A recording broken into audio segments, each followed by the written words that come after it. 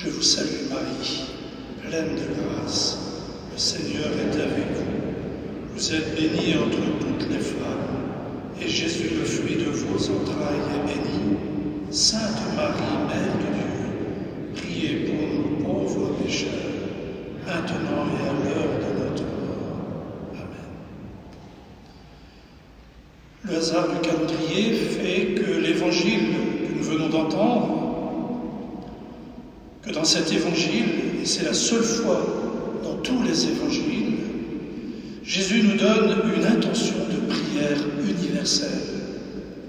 La moisson est abondante, les ouvriers sont peu nombreux.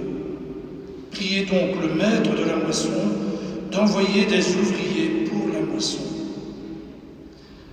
Et le hasard du calendrier, ce jour où nous allons vivre cet après-midi, l'ordination sacerdotale de Damien Jaillet. C'est une grande joie pour notre diocèse de Luçon. Réjouissons-nous et rendons grâce à Dieu.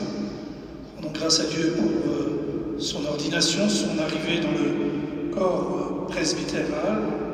Rendons grâce à Dieu aussi pour la belle veillée de louanges et d'actions de grâce que nous avons vécues ici hier soir. Cependant, n'oublions pas l'exhortation de Jésus dans l'Évangile. S'il nous demande de prier le Maître, c'est pour qu'il envoie des ouvriers, car la moisson est abondante. Les ouvriers sont peu nombreux.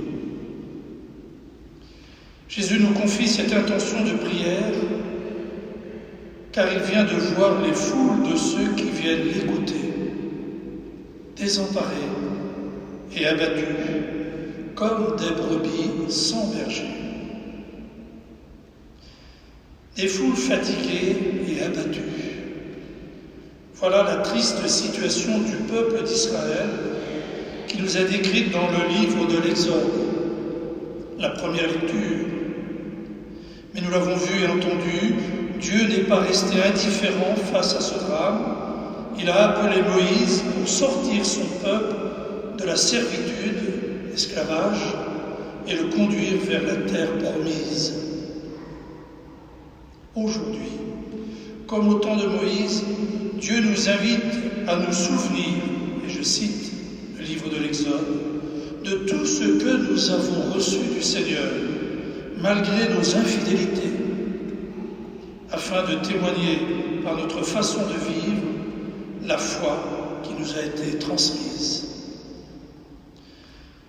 Dans la deuxième lecture, sa lettre aux Romains, l'apôtre Paul insiste sur la grandeur de l'amour de Dieu.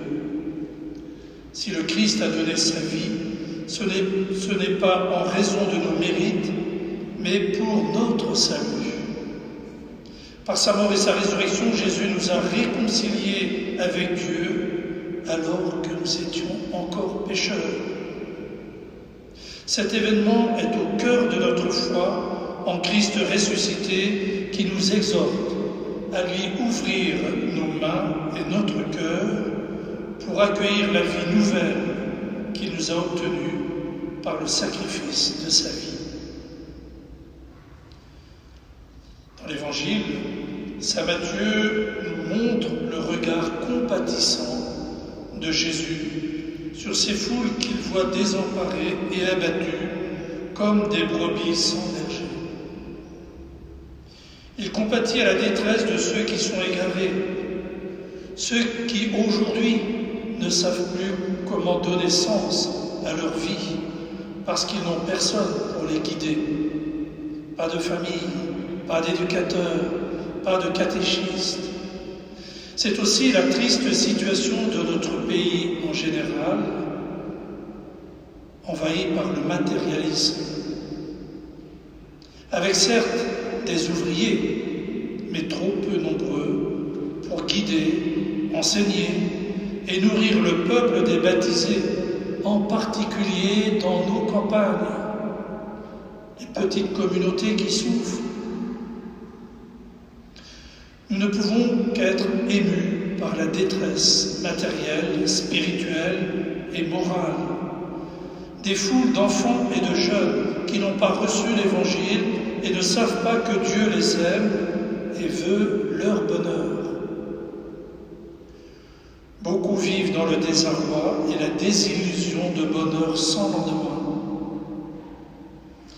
Des enfants et des jeunes vivent sans repère et sans avenir.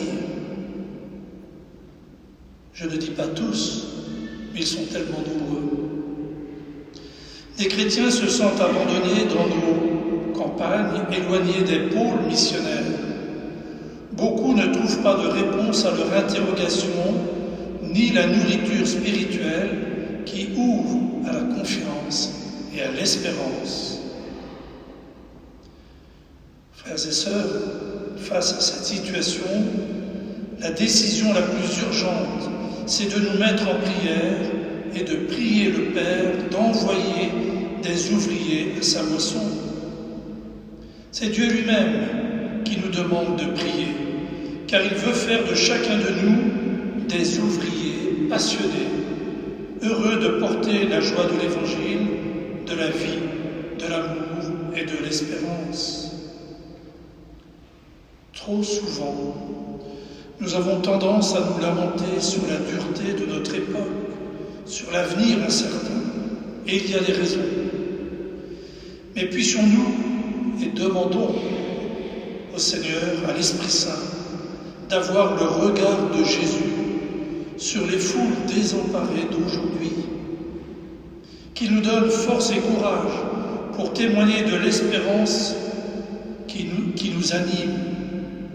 C'est par la prière que nous retrouverons un regard compatissant et bienveillant, optimiste et généreux, apprenant à aimer le monde à la manière de Dieu et à poser sur le monde et sur l'Église le regard compatissant de Jésus face aux foules égarées, perdues comme des brebis sans berger. Oui, j'en suis convaincu, et nous l'avons entendu et vu et vécu hier soir lors de la veillée de prière pour Damien. Jésus continue d'appeler pour envoyer des missionnaires, comme dans l'Évangile. Vous avez repéré que Pierre, en premier de la liste, et Judas, en dernier, font partie de cette liste que Jésus a appelée. Il continue d'appeler pour envoyer des missionnaires vers ces foules désemparées, baptisées, confirmées, avec nos fragilités.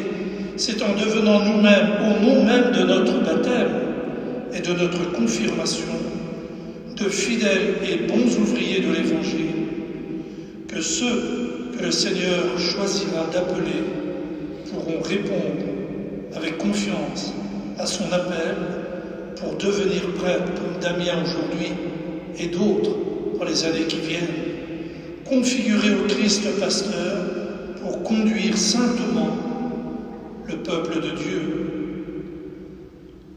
Le sacerdoce avait répété, le Saint curé d'Ars, c'est l'amour du cœur de Jésus. Que tous les prêtres puissent en faire une devise pour chaque jour. Frères et sœurs bien-aimés, en ce jour où le Seigneur donne à notre diocèse un nouveau prêtre, unissons nos cœurs à la prière de toute l'Église pour Damien et ceux qui se préparent à devenir prêtres. Nous avons la chance dans notre diocèse d'avoir 16 séminaristes, moins un puisque Damien va devenir prêtre. Nous nous réjouissons, rendons grâce à Dieu, mais n'oublions pas de continuer de prier le Maître de la moisson. Par l'intercession de la Vierge Marie, prions le Père pour ceux qui l'appellent, qu'ils puissent offrir généreusement leur vie pour servir l'Église, corps du Christ.